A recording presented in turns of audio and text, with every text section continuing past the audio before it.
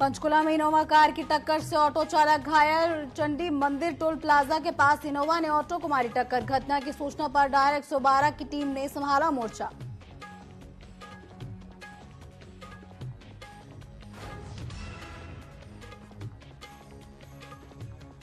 Haryana police की कार्यप्रणाली समझने पहुंचे जर्मन प्रतिनिधि। जर्मन के प्रतिनिधि मंडल ने की डिजिटल तकनीकों की सराहना। हरियाणा पुलिस की बेस्ट प्रैक्टिसेज की जर्मन टीम ने की तारीफ।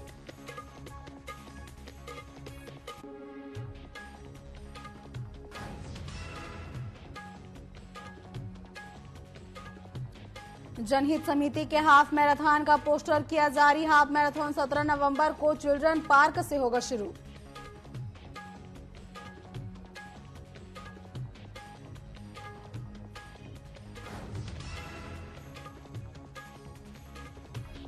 पराली जलाने पर सरकार और किसानों के बीच बढ़ता विवाद। पराली जलाने वाले किसानों पर चालान और एफआईआर का मामला। 45 किसानों पर जुर्माना। अंबाला में 1,05,000 रुपए का जुर्माना वसूला।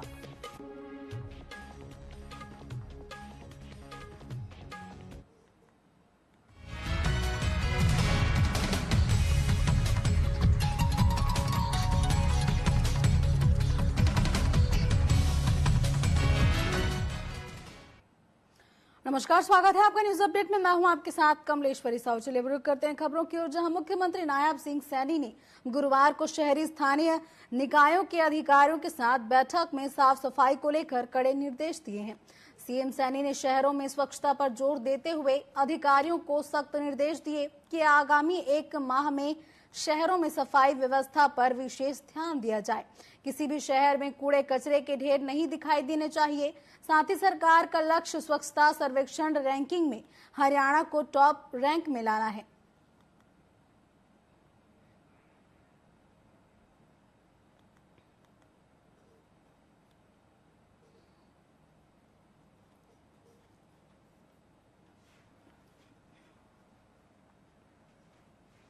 हरियाणा पुलिस की उत्कृष्ट कार्यप्रणाली और बेस्ट प्रैक्टिस को समझने के लिए जर्मनी ने प्रतिनिधि मंडल वहां के सांसद राहुल कुमार के साथ पुलिस मुख्यालय का दौरा किया। इस दौरान उन्होंने पुलिस महानिदेशक शत्रुजीत कपूर से डिजिटल तकनीकों की अपराध नियंत्रण में भूमिका, इमरजेंसी हेल्पलाइन नंबर, साथ ही पारंपरिक तथा आधुनिक अपराध के स्वरूपों पर तथा साइबर अपराध रोकने के लिए भविष्य में आने वाली चुनौतियों से निपटने को लेकर तैयारियां की गई। साथ ही प्रभावी रणनीति के बारे में जानकारी प्राप्त की। साथ ही जर्मन के प्रतिनिधिमंडल ने इस मौके पर हरियाणा पुलिस के अपराध नियंत्रण को लेकर किए जा रहे कार्यों की प्रशंसा भी की।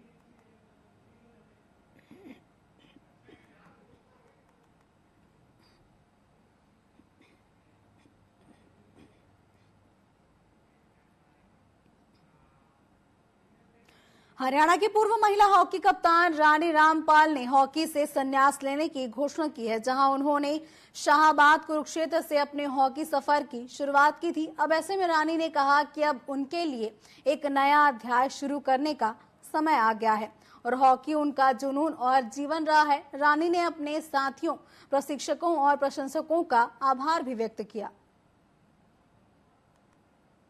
हेलो एवरीवन, नमस्कार, जय हिंद। मैं हूं Rani Rampal, former Indian hockey captain.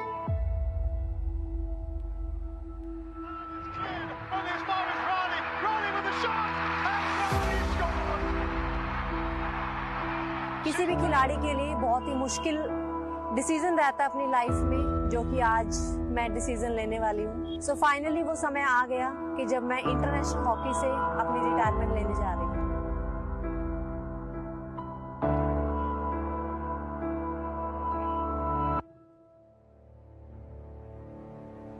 मैं हरियाणा के कुरुक्षेत्र डिस्ट्रिक्ट शाहबाद मारकंडा में 1994 में मेरा जन्म हुआ और मैं एक बेहद ही गरीब परिवार में जन्मी, जहाँ मेरे पिता जो थे एक रेड़ा घोड़ा चलाते थे और मेरी मम्मी जो थे वो घर में किसी के काम करते थे। अगर एक टाइम खाना मिल गया तो दूसरी टाइम खाना मिलेगा कि नहीं मिलेगा पता नहीं। यहाँ मेरी मदर जो थी वो आसमान को देख के अंदाजा लगाती थी कि कितना टाइम हुआ है। ग्राउंड में आधा किलो दूध लेके जाना होता था और उसमें मुझे लगता है 200 ग्राम दूध में 300 ग्राम तो मैं पानी डाल के लेके जाती थी। मुझे लगता है शायद वो गरीब तो थे, लेकिन उनकी सोच बहुत अमीर थी कि उन्होंने मेरा नाम भी रानी रखा और मुझे जिंदगी में रानी बनने का मौका भी दिया। तो उन्होंने तो मुझे उस हालातों में भी रानी बना दिया।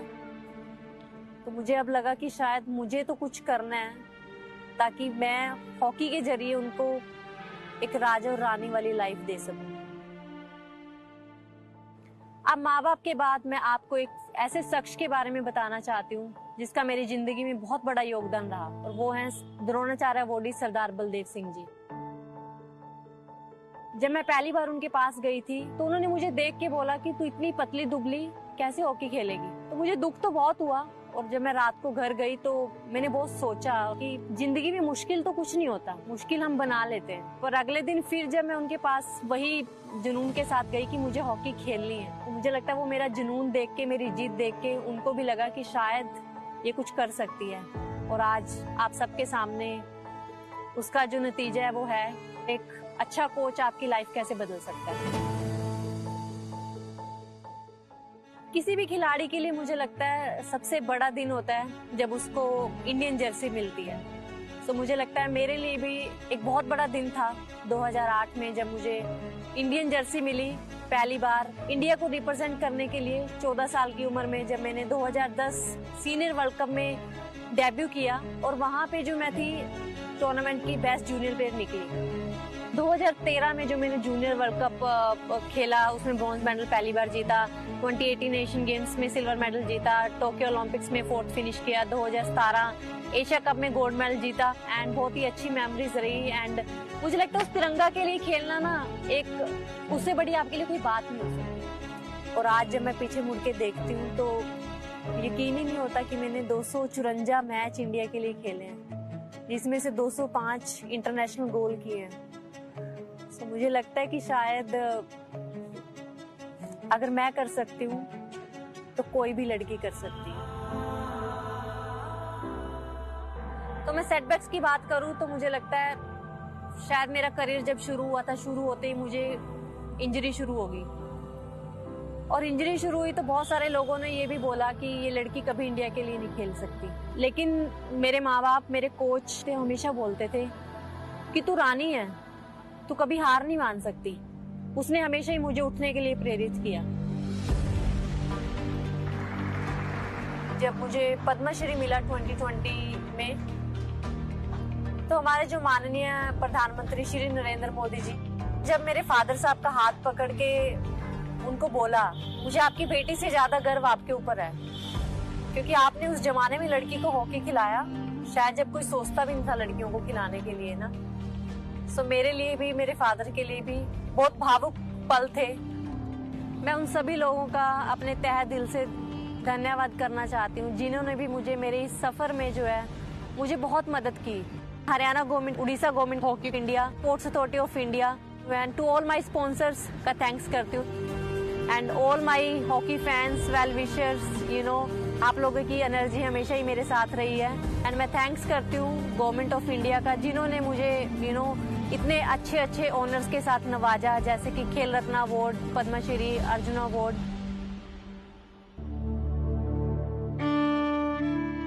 बहुत मुश्किल है यू नो, बट या मुझे लगता है शायद यही सही समय था हॉकी को अलविदा कहने का। सो आप सबका बहुत धन्यवाद। आप सब ने मुझे बहुत प्यार दिया मेरे करियर में, आप सब ने मुझे वो पहचान दी, शायद जो मुश्किल था मेरे लिए भी अपने आप को पहचानना कि रानी कौन है, बट आप सबके प्यार ने मुझे यहाँ तक पहुँचाया।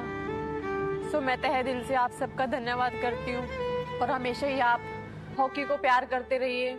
ऐसी बहुत सारी रानियां भी आनी बाकी हैं जो इस देश के लिए बहुत कुछ करना चाहती हैं, बट उन सबको भी आपके प्यार की उतनी ही जरूरत है जितनी शायद मुझे थी। सो जय हिंद, जय भारत।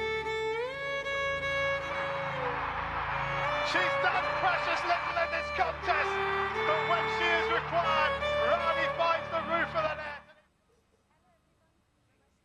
वहीं हरियाणा में पराली जलाने के मामले हर जगह से सामने आ रहे हैं। उनका सीधा असर मनुष्य के स्वास्थ्य पर पड़ता नजर आ रहा है। बता दें कि लोगों को सांस लेने में परेशानियों का सामना करना पड़ रहा है और आंख में भी जलन और पानी निकलने जैसी समस्याएं सामने आ रही हैं। वहीं सरकारी अस्पताल करनाल के कल्पना चावला मेडिकल अस्पताल, प्राइवेट अस्पतालों में भी ओपीडी बढ़ गई है। अब ऐसे में मरीज लगातार सामने आ रहे हैं जो बढ़ते प्रदूषण के कारण आंखों की जलन से परेशान हैं।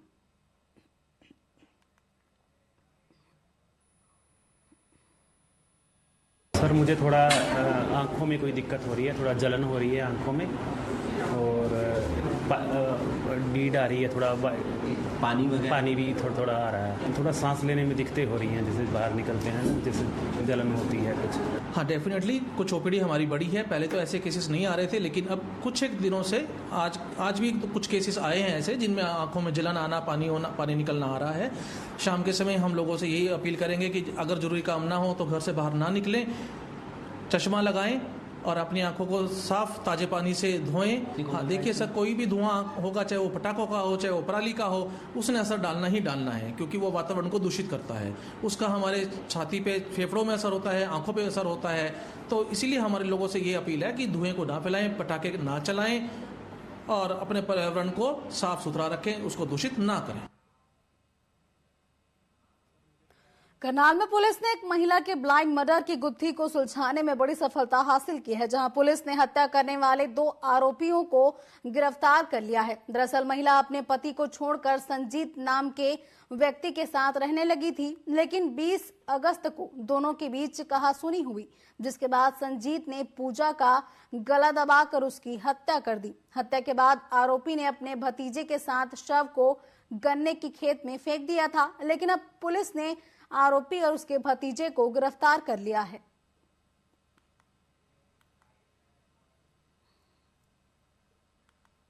2.5-3 साल से लिव इन रिलेशनशिप में रह रही थी। वो पहले से शादीशुदा थी, लेकिन उसके बच्चे नहीं हो रहे थे। लास्ट में इसके साथ शादी की, जनवरी में उसने एक बच्ची को जन्म दिया था। बच्ची को जन्म देने के बाद उसके बाद करीब 6 महीने की बच्ची समय से पहले पैदा होगी कल्पना चावला में। और वो बच्ची जब 6 महीने की पूरी अधूरी जन्मी थी, उसकी मृत्यु हो गई। उसको लेकर वो मानसिक रूप से बहुत ज़्यादा परेशान थी। और पूजा कुमारी ने तो बोला कि आपकी जो पहली पत्नी है उससे बच्चे हैं, आप उसके एक बच्चे को लाकर मेरे को दे दो ताकि मैं भी अपना जीवन बसर कर लूँ। इसको बोला सर? आरोपी संजीत को बोला। संजीत ने अपनी पत्नी से बात की, पत्नी ने मना कर दिया कि मैं अपना बच्चा नहीं दूंगी, आपने दूसरी शादी क्यों की। इसी बात को लेकर दोनों में अक्सर झगड़ा होता था। दोनों में घर के अंदर ही काफी झगड़ा ज्यादा बढ़ गया और वो जो गुस्से में आके, इसने आवेश में आके उसको बेड के ऊपर गिरा लिया और जो चुन्नी उसने ओढ़ी थी वही उसी चुन्नी से उसका गला दबा के उसका मर्डर कर दिया। हमने तफ्तीश के दौरान तथ्य थे जो माननीय अदालत में पेश किए जाएंगे, वो हमने तथ्य उस शख्स को जुटाया है। वो शख्स जुटाने के बाद कल इसको इन्वेस्टिगेशन कंप्लीट होने।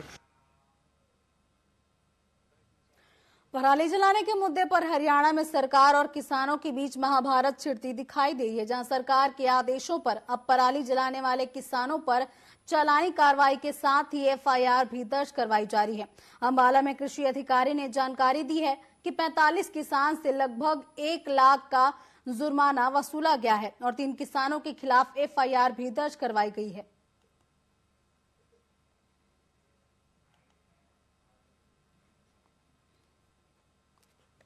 पिछले साल के कंपैरिजन में इस साल हमारी लगभग 15% रिडक्शन अभी तक आई है।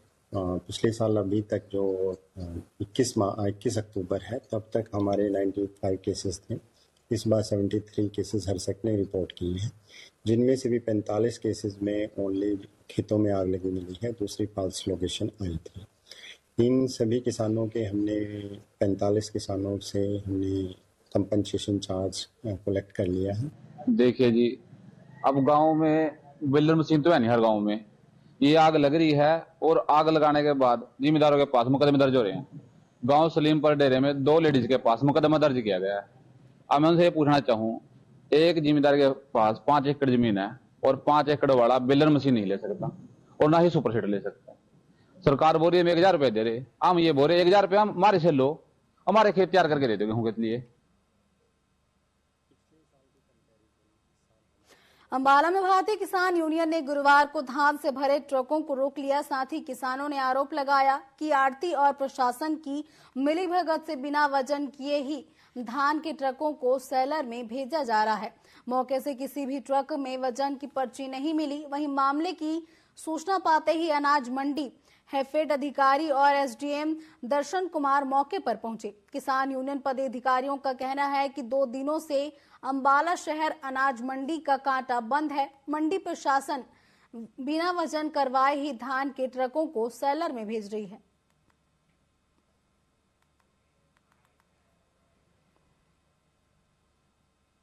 हमने 18/10 को अनाज मंडी के अंदर मार्केट कमेटी द्वारा 50 टन के लगाए गए कंडे के ऊपर इन गाड़ियों का वेट चेक किया। प्रति गाड़ियां 10 गाड़ियां चेक करी। 85 किलो से लेकर 4.5 क्विंटल तक धान किसानों का ज्यादा तोलकर गाड़ियों में ठूस कर बाहर सेलरों के अंदर भेजा जा रहा है।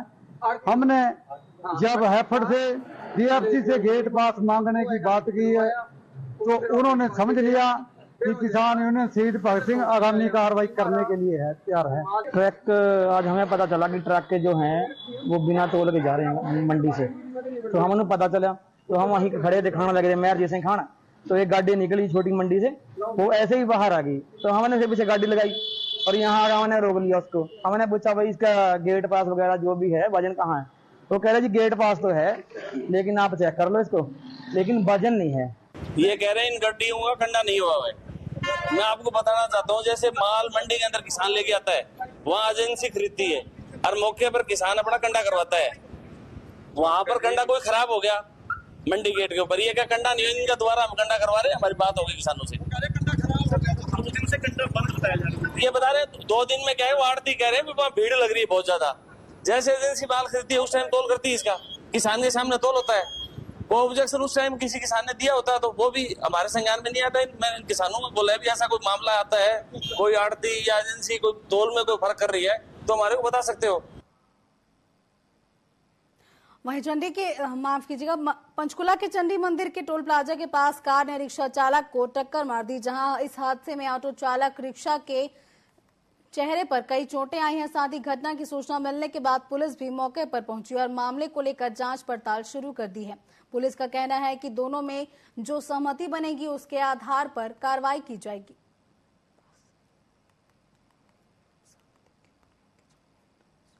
कार वाले ने ब्रेक मार दी, खड़ गया, मैं भी खड़ गया तो इनोवा वाले ने पीछे से मेरे को मारी। ठीक है, उसके बाद मेरी गड्डी ट्रक में जाके जीती। हाँ जी, ये और एक इनोवा मतलब आपस में भिड़ी तो उसमें टेम्पो वाले का नुकसान हुआ। वैसे इनोवा वाले फोन किया हमारे पास तो हम मौके पर आए हैं। अभी देखो इनकी बातचीत चल रही है, अगर होता है इनका कंप्रोमाइज नुकसान के आपस में भरपाई कर देगा वो तो ठीक है, ये भी थाने में ले जाएंगे। रुक करते हैं कुरुक्षेत्र का, जहां हर साल की तरह इस बार भी अंतर्राष्ट्रीय गीता महोत्सव का भव्य रूप से मनाया जाएगा। बता दें कि 28 नवंबर से 15 दिसंबर 2024 तक अंतर्राष्ट्रीय गीता महोत्सव का आयोजन किया जाएगा। बता दें कि 2016 से हरियाणा सरकार ने गीता महोत्सव को अंतर्राष्ट्रीय स्तर पर मनाने की शुरुआत की है। तभी से हरियाणा का नाम देश विदेश में विख्यात हुआ है। इस साल अंतर्राष्ट्रीय गीता महोत्सव में तंजानिया को पार्टनर देश और ओडिशा पार्टनर राज्य होगा। आपको ये भी बता दें कि हर साल किसी न किसी देश में अंतर्राज्यीय गीता महोत्सव का आयोजन किया जाता है।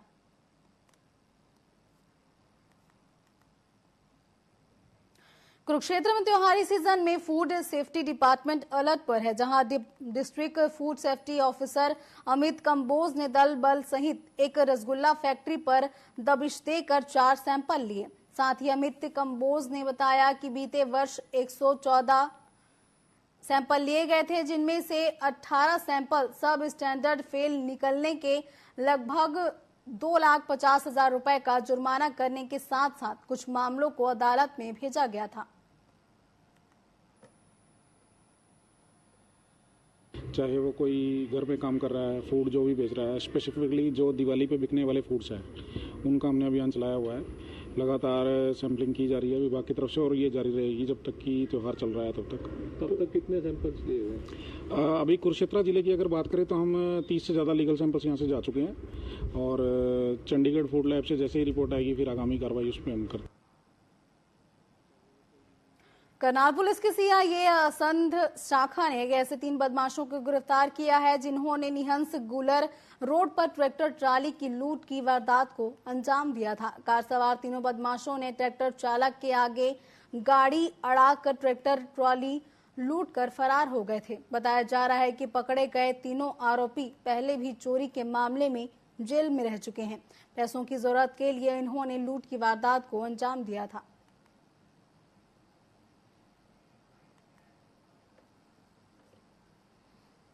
एक निशन से गुलर रोड पर इन्होंने एक गाड़ी रिटिज गाड़ी आगे अड़ा के ट्रैक्टर ट्रैली छीनी थी। एक ट्रैली को ये थोड़ी आगे जाके छोड़ गए थे और यूपी में जाके इन्होंने वो ट्रैली को बेच दिया। अभी रिमांड दिया एक का, उसको यूपी से ट्रैक्टर ट्रैली को रिकवर किया। कहाँ के रहने वाले हैं ये 3 में से 3 आरोपी आसन गांव के रहने वाले हैं और एक बकाया आरोपी है वो यूपी का। जी उनको किडनैप करके लालपुरा के जंगलों में छोड़ दिया। करनाल के कुचपुरा में एक थार ने महिला को टक्कर मार दी, जिसमें महिला करीब 30 फुट दूर सड़क पर खंबे से जा टकराई और मौके पर ही उसकी मौत हो गई। इसके अलावा एक साइकिल चालक को भी गाड़ी चालक ने टक्कर मार दी, जिसके चलते उसका अस्पताल में इलाज जारी है। बताया जा रहा है कि महिला खेत से घास लेकर घर वापस आ रही थी। वहीं इस हादसे के बाद थार चालक मौके से फरार हो गया, जिसकी तलाश में पुलिस जुटी हुई है।